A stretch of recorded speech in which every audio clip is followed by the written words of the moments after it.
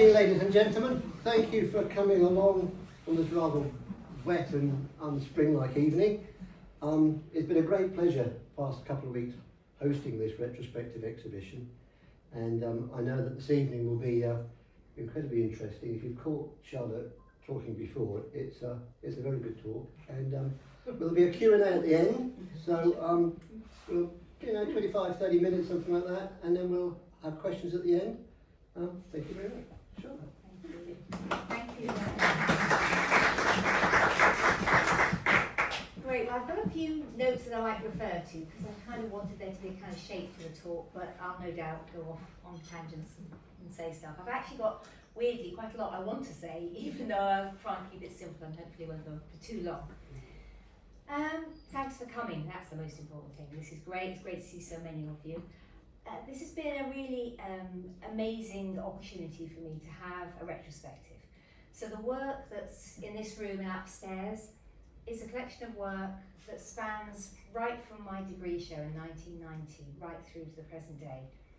And in the works that have been selected either because they are significant pieces, which I will make reference to, or they're pieces that are examples from different periods throughout that 37-year period. So hopefully all the work that you'll see will give a flavour of where I've started out and where I am now. What I want to try and do in the talk is to use a bit of a narrative to my life and how I started out with my art. It's similar to the narrative that's in the book. There's a book called Landing that's been published to accompany the exhibition. And in that, it touches upon things about my childhood and my art education and my work. And so I'm going to kind of slightly echo that as a feel for the talk. So I'll be doing a bit about my background, a bit about my art education, the development of my career. I'll also be describing some of the aspects of my working practice, how I paint, and the importance that early specialism in printmaking, how important that's been in how it's influenced the way I paint. And at the very end, there'll be a chance for you to ask questions, and I'll be really happy to answer any questions you've got then. That would be great. So, background. Those of you that know me know that I grew up in Cambridge. The arts were a really important part of my childhood, absolutely woven into the fabric of our family life. My parents are both artists and were both teachers as well. And visits to museums and art galleries, both here in Cambridge, London, and opportunities in Paris and Amsterdam when we were growing up, were just part of our family life. It was something I took for granted. That's what we did with our time. That's what we saw. So it was a world that I felt I kind of belonged to. Just didn't really think much about it. It was rather extraordinary. I went to a very small school in Madingley, just outside of Cambridge. There was only 21 pupils in the whole school, and it was run by an amazing teacher called Gwen Ruddle, who had just an approach to education that, again, I took for granted being there. But looking back, it was actually exceptional. She brought subjects alive with the way she taught us, but she was incredibly creative. So every afternoon of the week, we were either singing or dancing or acting or painting, drawing, making things, collages. We used to make big murals once a year on the whole wall of the school. I realised, looking back, that was the foundation of my whole childhood, was just art at home and a lot of creative stuff going on at my primary school. When I went on to secondary school, I actually decided not to do art for one of my GCSEs. There was a choice when I was about 14 where I had to decide which subjects to do. And it was a tricky choice because there was a direct choice between Latin and art in the way the subjects fell out, and I chose Latin. And I felt that was okay. I felt maybe I didn't need to be pursuing a career in art. Art was just part of what I took for granted. But when I started to do my A-levels at Long Road a few years later, I actually did my art O-level instead of general studies to complement my A-levels. And I had the most fantastic teacher in Judith Grant, who was running the art department then. And I spent a year, did my O-level in a year, absolutely loved it. When I finished my A-levels, I decided to go back to Long Road and do my art A-level in a year. And within the first few weeks of the course, Judith had the most extraordinary confidence in me and my abilities and suggested that I would actually apply for the Art Foundation course. So by the autumn of that very first term of my A-level, I was applying for an Art Foundation course, and I did get offered a place. So within a few years, I started the path of starting my career in the arts. The foundation course was extraordinary. We had some fantastic tutors, and we tried several different specialisms. And one of the specialisms I chose was printmaking. I hadn't done any printmaking before. I'd actually been thinking I was going to specialise in ceramics, which was a field that both my parents had been involved with, so again I felt very familiar with. But there was also a very good tutor at the on the Art Foundation course. But it was the printmaking that just captured me. I just loved it. I loved the process. I loved the technical aspects. I loved the range of things you could do, and I really loved the opportunity for chance to happen. When you're making prints and you're dealing with whether it's etching plates or screens, and you're dealing with layers and mark making, there's just so much opportunity for chance and for experimentation. And I was passionate about it. I loved it, and we had some very strong tutors on that course that just kind of fired me up, and I thought, right, this is what I want to be doing. So I applied to Brighton University, where they had a really fantastic printmaking course, and that was where I started to do my printmaking. And the printmaking, I think, has been absolutely key to the path I've taken with how I make my work. So firstly, during my degree, I started off trying out lots and lots of different techniques and processes, and a lot of my early work was black and white, dealing with etchings, lithography, collagraphs. And then towards the final year of my degree, I started to work with screen printing more, and I started to want to do large-scale screen prints. And the work that you can see upstairs, as you go up the stairs hanging on the wall there, are some of the large-scale screen prints that were in my final year show at Brighton. And that was where my work started to become more to do with colour and scale and boldness and a response to environment and place, because Brighton was an amazing place to study. The seaside fronts, the arcades, the pier, the colours, the brashness, the noise, the smells, the holidaymakers coming, it just had a really intense atmosphere. And that's what I wanted to capture in my final year show, so that all the work was based on the seafront and the arcades.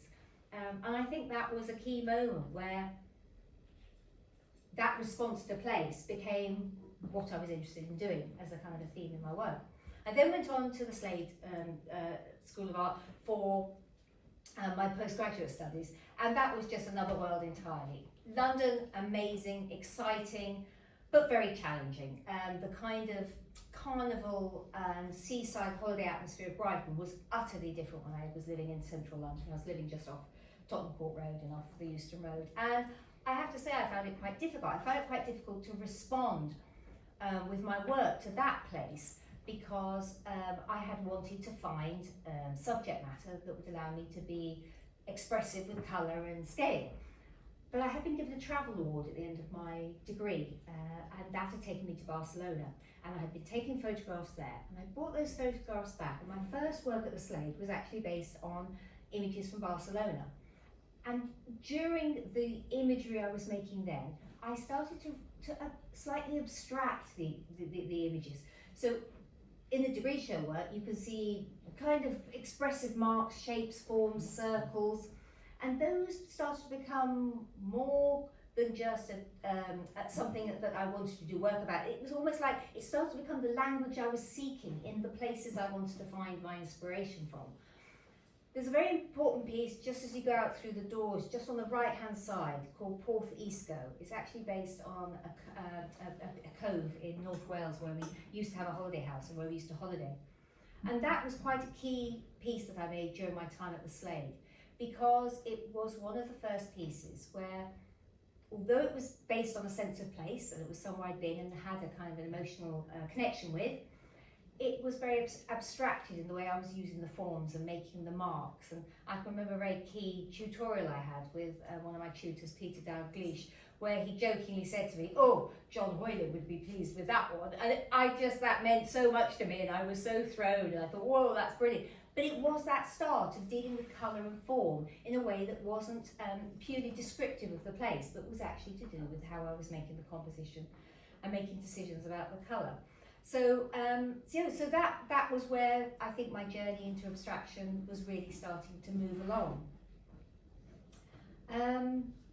London at that time was a really exciting place to be.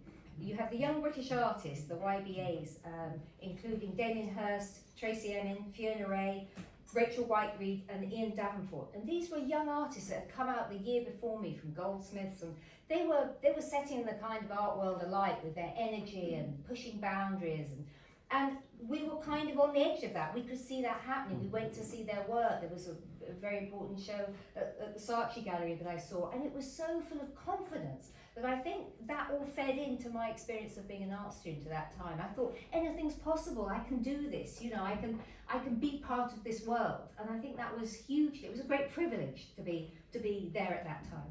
I had some really good tutors, both in the printmaking department. There was Stanley Jones, as I've mentioned, Peter Dalglish, Professor Bartolomeu dos Santos, who was a fantastic Portuguese artist who had taught printmaking at the Slade for many years.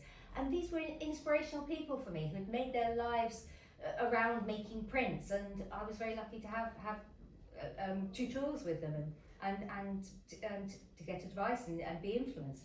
There was also some amazing artists having shows in London: Albert Irvine, Howard Hodgkin, John Hoyland, Sandra Blow, Barbara Ray. They were all there, they were doing stuff, and I was able to pop down to Cork Street and keep looking in the galleries and see this work, and a couple of them came as visiting lecturers to the Slade, and so they talked to me about my work, and this was all very exciting for me, and I think it gave me a kind of a platform and a confidence. So when I left the Slade, I think I did have a sense that, oh, this is the world I can be, I can do this is the world I can be part of. I went on to Central St Martin's straight after I finished at the Slade to do a part-time advanced printmaking course because I needed access to more facilities. One of the things as a printmaker that you can't just do it in your bedroom, you kind of do need the facilities. So that gave me a great opportunity, and I spent 2 years going to Central St Martin's, using their facilities. Quite a little light tutorial support at that point because we were seeing more mature students, and we were there really just to use the facilities and to feed back our experience to some of the degree students that were there. And I was also offered a position as an honorary research assistant back in the printmaking department at the Slade, where I spent 3 years going in for a number of days a week, an unpaid position, but it was fantastic for me because I could use the facilities and make my work whilst the degree students were working alongside me, and I would be helping them with technical things and all kinds of things. And I basically, at that point, based myself in the screen printing area, and that was my area of kind of interest.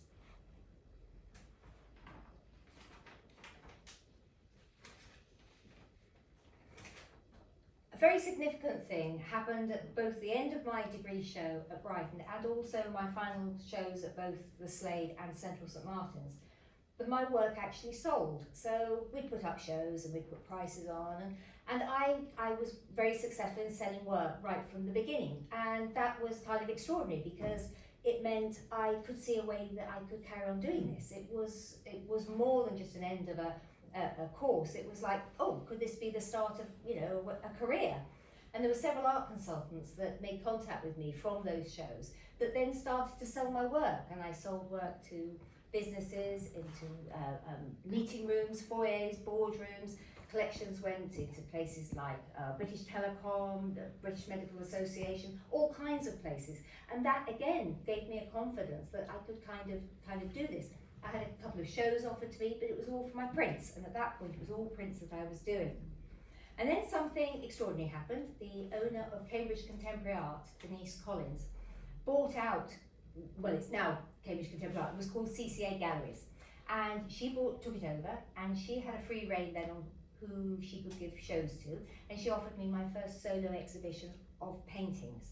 Up to that point, I've been doing painting as studies for my prints. So I had been working often on small scale work, but she had known of my work and she had suggested that I do paintings and prints at this solo exhibition. So I did spend time working towards that exhibition. And very sadly, during the preparations for that exhibition, a very close friend of mine who I'd been at university with at Brighton, who was then living in London, became seriously ill. And she died just during the time I was preparing for the show. And this painting here, Amanda and I, Soho, is a really important piece of work, both in my career as an artist, but in my personal life. It was in that show. The show was postponed until 1997. It was in 1996 that she died. But this piece of work was the first piece of work I made where the shapes and forms that I had been drawn to using, so I was still working with bold circles and drips, but these shapes started to become symbols for people. So this was actually based on a drinking bar in Soho. It's called the Spanish Bar, very well known, just off Tottenham Court Road, where you could go for after hours drinking. And we went one evening and there was a baize gambling table and there were 4 of us sitting around the table, and each of those circles is one of us. There's Amanda, myself and 2 friends. And that was just very key. I hadn't done that with my work before. I hadn't done something where it was kind of, it had a much more personal and symbolic meaning. It wasn't just a response to a place. It was about relationships. And during the show, or when the show went up, I was so devastated by the loss of my friend. I wasn't sure whether I could carry on making work. I wasn't quite sure what I was going to do. I was really broken. I was suffering then from a period of depression. But after the show, during the show, a lot of people came up to me and said that they could feel it in the work, that there'd been this thing going on in my personal life. And there's several other pieces in the book and also in the browsers here, which were from that time. There's tightrope walking and keeping in mind. And the titles hint at what I was going through and what I was trying to make sense of. But because people had this kind of reaction to it, and it did create a connection, I thought, well, maybe I can make work. Maybe this is why I should make work. This is another level at which I can communicate through my work. So I did carry on making work, and it was hard. It was hard. And alongside that, I had been doing a little bit of lecturing at De Montfort University. Up in Lincoln, they had a degree course in illustration where printmaking was a component. And I was going up and doing some lecturing there, and a more substantial post, a senior lecturing position, became available. And I knew I had to make a decision whether I was going to become a lecturer or whether I was going to be a full-time practicing artist. And I kind of felt I didn't really want to go down the teaching route. It wasn't really why I had gone into making my art. And I just took the plunge and didn't go ahead with the lecturing position, and I decided to try to make a living from making my work. And I was living back in Cambridge by then, and I just basically got knuckled down and said yes to everything that came my way, any commissions, any shows, and I worked, and that was the start of me really making a career in making my work.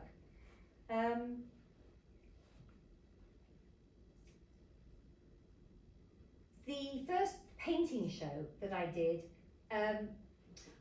alongside the paintings I was doing, I was still making several editions of limited edition prints. So this was a kind of a parallel that was working along with me. So I was doing some paintings, but still a lot of prints. And it was during this time that I realised that I was developing a way of painting that was completely influenced by my experience and specialism in printmaking. So I have never painted with a sense of putting colours together on a canvas and building a composition. I paint in layers. I think in layers. I think, what's the first layer that will be going down? What's the second layer? How will that layer affect the layer underneath? Will it be a translucent layer? Will it be an opaque layer? And of course, that's how printmakers make prints. They think in layers and they build. And at every point, you're affecting what's gone before. And so the way I paint is all in layers. And I think it's a very different way. It's a very particular way that I seem to make images. So to give some examples with this painting, this is my most recent painting that was finished just a few weeks ago.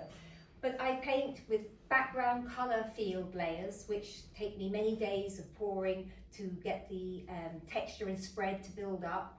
I always paint onto a canvas that has not only been primed, but has also got an absorbent primer on it, which means that the first few layers of very watered down paint spread and create these softer marks in the background. So maybe I could be spending 2 weeks just getting maybe the background red and the top layer area of orange on, and then I build up layer by layer, only 1 layer a day. So I always work onto a dry painting from the day before, and I only ever do 1 layer, 1 colour a day. And that means that the next day when I come in and I do something else on it, if I don't like what I've done, I can just, with a bucket and a sponge, because it's acrylic paint, I can just take it off. So at every point of developing these paintings, I have got opportunities to take off what I've done. And with the early layers, that's not so important, but with the final few marks, the placement and the colour, just I have to get them as right as I want them to be, and often it takes me several times to do that. So alongside my printmaking and my painting, I started to work on my prints with a more painterly approach. Now this came about for one particular reason. I realise now, reflecting on my journey. About 12 years ago, I chose to become a solo mum, and I had a child on my own. And during that time, I found it very difficult to make editions of prints. I couldn't go to printmakers' studios and spend up to several weeks proofing, making prints. It just wasn't going to be possible. I didn't have that flexibility. So I started to use my screen printing bed at my studio to do more monoprints and more monotypes. And that has been something that's carried on over the last decade. So I haven't made any editions of prints since just before my son was born. And the work that I've produced, there's one in the corner there with Spirit 2. There's a pair to it as well that's sold and it's gone now, but there's that one. And there's also a pair called Landing 1 and Landing 2, which are in the room behind you and upstairs at the top of the stairs. And in those, they have got background layers that have been printed, a mixture of monoprinting and paper stenciled areas, and then directly applied paint on top. And I often work in small limited series, so they're not complete one-offs. They are done in a series where they look very similar, but they are all unique because I have done these direct painted marks or direct printed marks. So it's quite interesting that my experience of my life changing, my life circumstances changing, means that actually the way I've worked over the last 10 years have changed. And I think now I can see that both the paintings and the works on paper are starting to inhabit a similar space. I think now that time has become, it's opening up for me, I think I will be making more editions of prints, and it's quite interesting that I decided to apply for the Royal Society of Painter Printmakers at the end of last year. And I was accepted. So I'm now a member of that society. And interestingly, I've just been to a show last night that I had some work in. And interestingly, I feel like I'm back in that family. I've kind of come full circle. And I'm back in the printmaking world again, which is where I very much started out. And it feels quite exciting. It feels like there's possibly a different chapter ahead of me where maybe some of the edition prints will start to be something that I concentrate on more. Right, just very briefly, how long have I done? Am I all right for time? I think we're around 20. Right, okay, right, I'll try and be quick. So just a little bit about subject matter. Just to touch on a few things that have just been important, which goes in all of this work. As I've said, my work started off being very much to do with a sense of place or things I'd seen, then had more personal elements. And I think in all of these, there have been elements of places I have visited. So you'll see, certainly in the later work, they tend to be quite landscape based. And my working process to get from my original inspiration to a finished piece, in the cabinet just behind you, there's a few of my sketchbooks and some of my small watercolour studies. Very, very simple studies that I do, but I tend to work from photographs of places that I've been to. I then do small painted studies that are pushing around colour ideas or compositions, and then I do very simple linear compositional layouts which help me to know absolutely where some of the main colour fields are going to go. But it just shows my working practice, and during that practice, from start to finish, that is where the work becomes kind of more abstracted. Travel's been really important, and over the years I've been to lots of lovely places, less so since I had my son and since COVID, but before that I've got work that's been inspired from North Africa. I've been to Morocco, Tunisia, Egypt, I've been to India, I've been to America, it's all fed into the work. I go to places if I can that give me inspiration, intense atmospheres, colour, smells, noises. That's all the kind of stuff that gives me the kind of the ingredients from which I want to make my work from.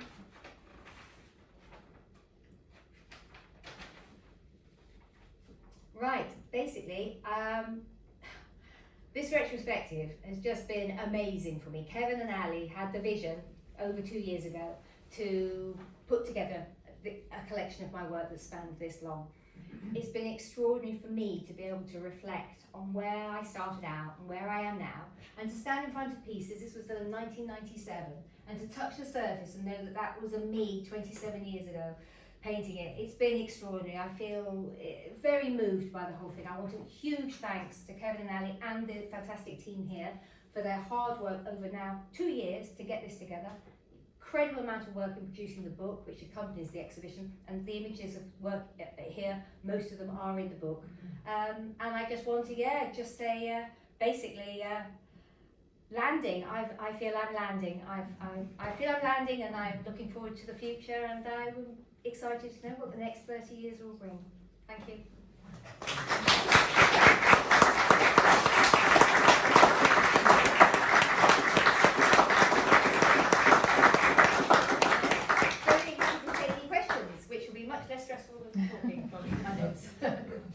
Yes, I mean, I love lots of things about the paintings, but particularly colours.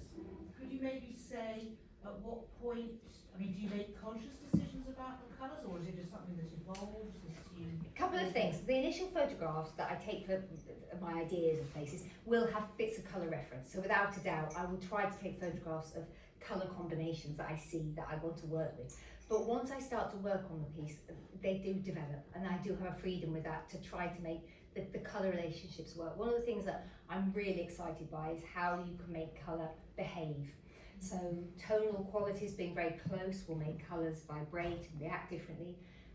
Colour relationships between primary and secondary colours will also have a similar reactivity between them. And so throughout all of my work, I'm trying to find areas of calm, areas of dynamic. And so in that respect, once I've started, I do then let the colours almost be informed by what I've done before to try to get some of those elements in. Do a lot of these bigger paintings, do they start off with screen prints as well? No, so in fact, no, so all the works on canvas are just paintings. Okay. So they're all done, nearly always with pouring and dripping. I very rarely use a brush, so it's quite a hands-off kind of technique actually. So most of it's that, but it's only the works on paper where I do a combination of printmaking techniques and painting. And that's so you can repeat those? The print, I've never wanted to print onto canvas, weirdly. I don't know why. Maybe that's something I may revisit, but no, I've always wanted to print on paper. I think it's my printmaking background. That feels very much the language is on paper, and I love paper. I mean, the quality of paper I now print onto is just very nice heavyweight decoupage paper. And I think I just love it. I love the paper. Yeah.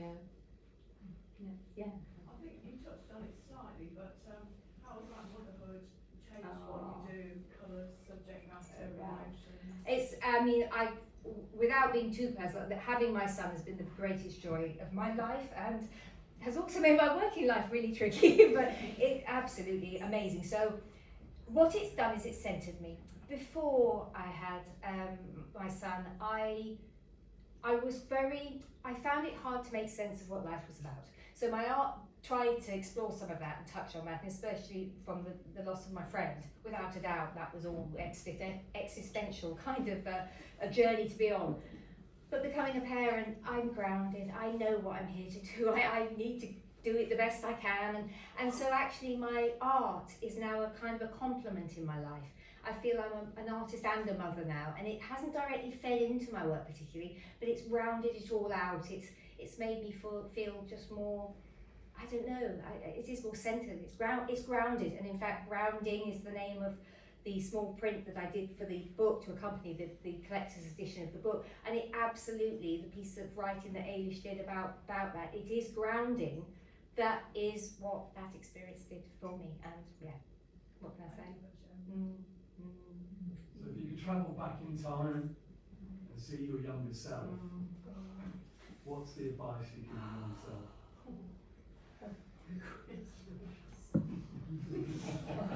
I guess it's a weird one. I'll be honest with you. I wish it hadn't been so hard, because I think I was ambitious. I came out of art college thinking, why can't I do this? I can see other people doing it, but actually it was really hard, and life threw hard stuff, and it's not easy, and I kind of wish I could say to that person, look, you'll do it, you will be still doing it, but it's going to be a bit tough. It's going to be a bit tough. I think that's what I'd say. Yeah, but what a privilege. I mean, for me to stand in a room with this much work, with people here talking about, that is a hard-earned privilege. Hasn't come easily, and I guess I'd look at my younger self and say, yeah, good on you, girl.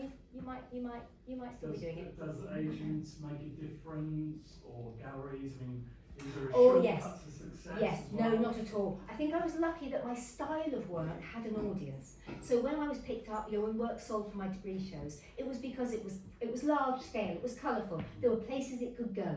And that was just luck, because that was the work I wanted to be making, but there was a market for it. And I think if I hadn't found that market, I don't know, I wouldn't have thought I could have made a living from it. I think I've always wanted to make, I've needed to make a living from it, but I've always wanted to. A huge amount of my